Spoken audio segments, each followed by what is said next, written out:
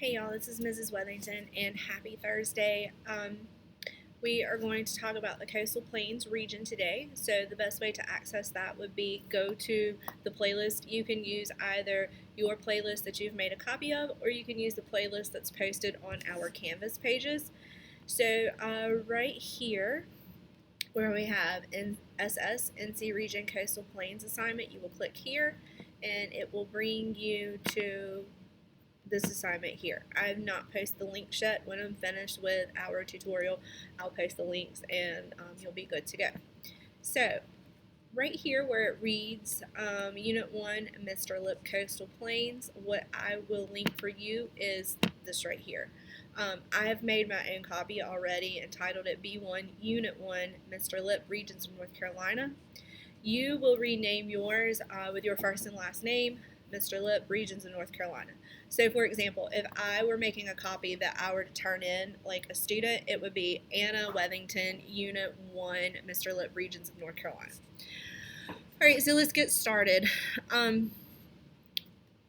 For whatever, this is actually a Google Doc that I've used for a while. So rather than having a learning target, we have a learning goal. Our learning goal here is understand the 5 themes of geography and how these themes relate to human and physical characteristics of North Carolina. And the essential question would be, how do the 5 geographical themes, which is Mr. Lip, impact human and economic growth in the 3 regions of North Carolina? We could change that into a learning target by just saying that you can describe how these 5 geographical themes impact human and economic growth in the 3 regions of North Carolina. Specifically today, the coastal plains. So let's get started. If you would, here at the top, go in and highlight up here, grab the yellow highlighter, there you go. We're not going to worry about the verbs in the learning target since I didn't actually post the learning target. I posted an essential question instead, so we can come back and do that later. Go in and highlight coastal plain region. Alright, so most of the highways that we talked about in the Piedmont and the mountains, they actually are also in the coastal plains too because they run east to west across the state.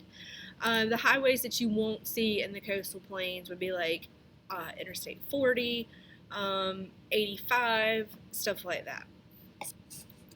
So in the coastal plain we have Highway 70, which I talked about, soon to be Interstate 42 with all the construction that we have going on with the Havelock bypass and how they're redoing James City and all that stuff.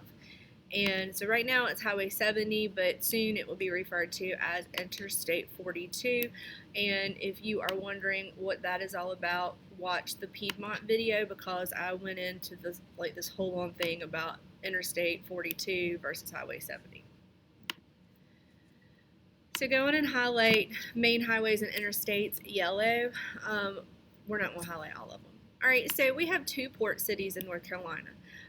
We do not have any more port cities than that just because of the Outer Banks. They are a barrier island and they do not allow entrance into the mainland because, Graveyard of the Atlantic, which we'll talk about over here, it's shallow and there's all these sandbars, and the Graveyard of the Atlantic is known as that because over 350 ships have crashed and sunk due to the barrier islands and the constantly moving sandbars.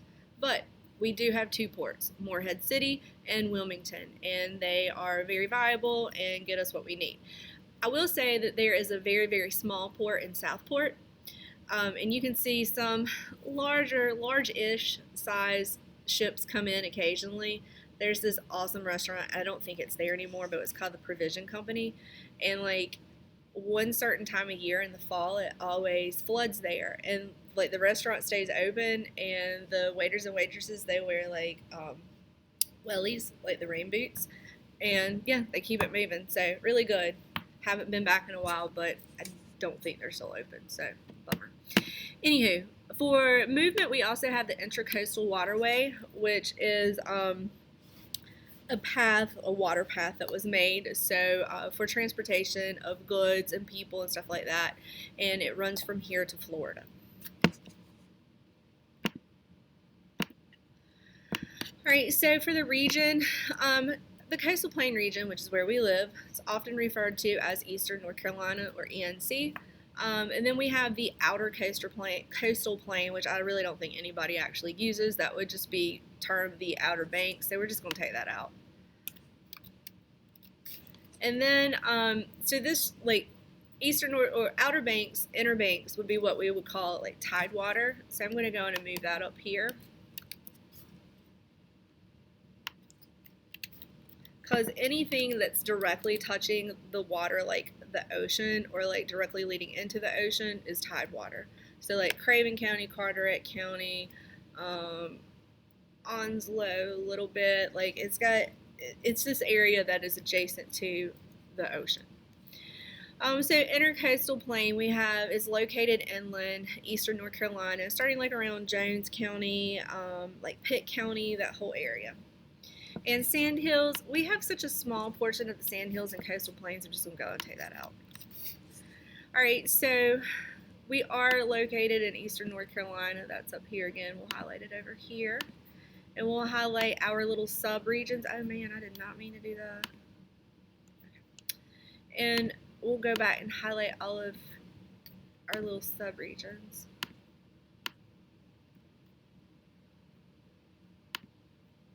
There we go. So tidewater subregion right here. Should probably make that more clear. And intercoastal plain, which is another one that it's more of an official term. You don't really hear people say, oh, I live in the intercoastal plain. You would be more likely to hear them say, I live in eastern North Carolina. But it still is kind of considered a subregion. It's just not one that people often refer to. So let's go on up here, highlight tidewater. Okay. So our location, we are located adjacent to the Atlantic Ocean to the east and the coastal plain region, the Piedmont region to the west. Y'all, I had to go back and fix this because I believe in my last video I talked about the whole thing about how some people consider the Tidewater to be its own region. Overall, most people just consider the three regions of North Carolina, and there for a while I was teaching the Tidewater as its own region because I feel like that it should be its own region, but for ease of use and for conversation when you're talking about this with other people, most people consider North Carolina just to have the three main regions, which is mountain, Piedmont, coastal plain. So we're going to change this to Piedmont because before, when this was coastal plain, when this was Tidewater, then the coastal plain was immediately to our west. But Tidewater is in coastal plain. And includes the Outer Banks and inland areas adjacent to the ocean. We're going to take that out because that is just specific to Tidewater, and I will pop that over here. All right, cool. So human interaction, we'll go in and highlight that. Settlers arrived at the Tidewater subregion first, like on the boats from the old world. Attractions, beaches, and rivers. Occupations, I'm not really going to go through that because when I talk about industries next week, which is a whole other thing, I'll talk about the occupations then. So we'll just skip that for right now. And let's go and highlight that, and let me fix subregion, which should not have a hyphen. All right, so environmental.